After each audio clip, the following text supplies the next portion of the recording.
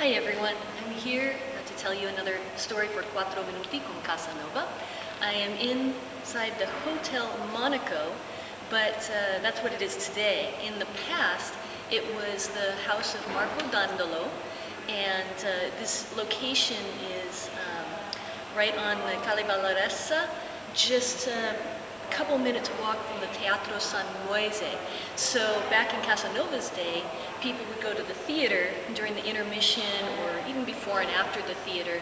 They would come here to Dandolo's house. It was known as the Ridotto, and at that time the word meant the casino, the place for gambling, what we nowadays call a casino. But they would set up tables here, and the people would gamble. In fact, the patrons wore masks to hide their identities, so they could come in here and gamble and have intrigues and loves and things like that. Casanova wrote quite a bit about coming here, and in fact, he had a couple of comments I'll share. Sometimes when he was in a love affair and he couldn't see his beloved, he would come here, and he said that gambling is often a great palliative for a man in love. So it was a way to forget his troubles. He also loved to gamble to earn the money. Well, I don't know if it's earning, but to gain the cash. When he was a younger man, he didn't have too many regular type jobs. He would get a stipend from Senator Bragadin, and also he would earn money by gambling. So one of the things he said is, what made me gamble was avarice, greed. I loved to spend, and my heart bled when I could not do it with money won at cards. So it was one of his great pleasures to win money gambling and then spend it on food and women and more gambling and on gifts for his friends and things like that. He had a very generous heart. So these rooms, which are now part of the hotel, were an important part of Venetian life in the 1700s.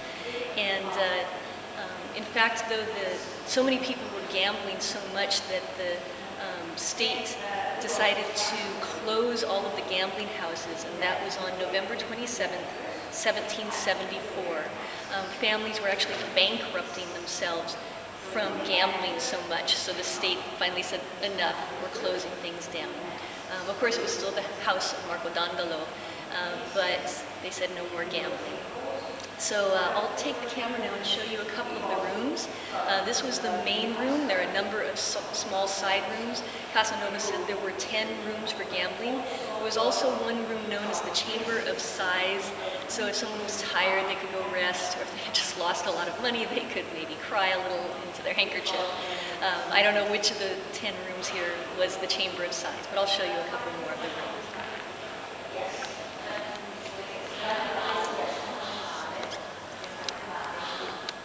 Nowadays they hold weddings, conferences, all kinds of other events here at the Palazzo. This is one of the side rooms.